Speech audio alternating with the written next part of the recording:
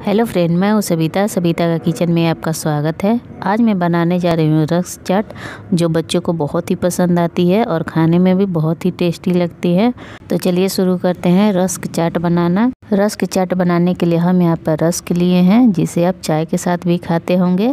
Rusk bread के जैसा नहीं होता है, रस्क जो है सूखा होता है और करारा होता है। तो मीठे के साथ साथ इसे हम चटपटा भी बना देते हैं। इसे चटपटा बनाने के लिए हम यहाँ पे कुछ सामग्री लिए हैं। तो ये लहसुन और हरी मिर्च का पेस्ट है, इसको हमने पानी में घोल करके और थोड़ा सा हमने नमक डाल दिया है स्वाद के अनुसार। हरी मिर्च की जगह आप लाल मिर्च का भी यूज कर सकते हैं। उसके साथ साथ हम चटनी लिए हैं, जो धनिए की चटनी है, इसे हमने बारीक पीस लिया है। इसके साथ साथ हम यहाँ पे और कुछ सामग्री लिए हैं, जिसे हमने लिया है आलू, जो एक मीडियम साइज का है और इसके छोटे छोटे टुकड़ों में कट कर लिया है हमने। और यहाँ पर हमने सेव नमकीन लिया है, चाट मसाला और काला नमक।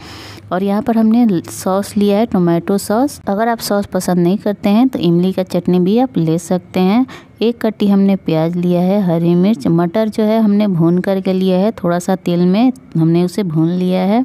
और हरी धनिया और टमाटर हमने लिया है, जिसका हमने रस और बीज निकाल दिए हैं टमाटर का। तो हमने सारी सामग्री को बता दिया है। अब हम रस्क को लेते हैं। लहसुन और हरी मिर्च के पेस्ट को रस्क में लगा लेते हैं, इससे इसका टेस्ट बहुत ही अच्छा आता है।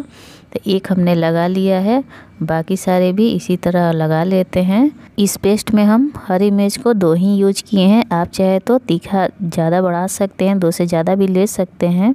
ये हरी मिर्च काफ़ी तीखी है, तो इसलिए हमने कम लिया है। आप कम या ज़्यादा अपने स्वाद के अनुसार तीखा कर सकते हैं। तो हमने सारे टोस्ट को पेस्ट में भिगो लिया है। अब इसे हम हटा देते हैं और टोस्ट के ऊपर हम सामग्री डाल देते हैं। तो सबसे पहले हम आलू को डालते हैं। आलू को हमने कट करके डाला है। आप चाहे तो इसको मसल के भी डाल सकते हैं, जिस तरीके से आप भरता बनाते हैं उसको मसल कर और इस पर पेस्ट की तरह लगा सकते हैं। हमने आलू को टोस्ट के ऊपर रख दिया है। अब हम इस पर मटर डाल देते हैं। तो मटर को हमने 2 बूंद तेल में ही भुना है। आप चाहे तो उबले हुए मटर भी डाल सकते हैं। हम यहाँ थोड़े से तेल में भून करके डाले हैं। थोड़े से तेल में ही भुना जाता है, ज़्यादा तेल डालने पर मटर जो है फट फट के उड़ने लगता है। तो मटर को हमने डाल दिया है। अब इस पर प्याज डाल देते हैं। तो थोड़ा थोड़ा हमने प्याज डाल दिया है और बहुत ही बारीक हमने प्याज को काटा है। और थोड़े थोड़े टमाटर डाल देते हैं, इसे भी हमने बहुत ही बारीक काटा है। टमाटर को छोटे छोटे टुकड़े करने से पहले उसमें का बीज और रस हमने निकाल दिया है, तब छोटे छोटे टुकड़ों में उसे हमने काटा है।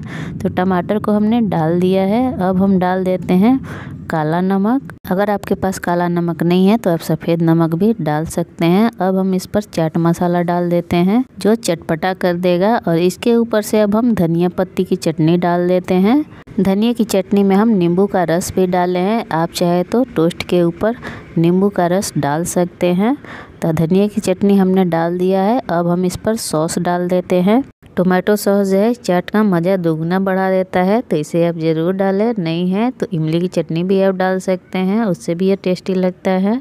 तो सॉस को हमने डाल दिया है और इसके ऊपर से सेव नमकीन डाल देते हैं।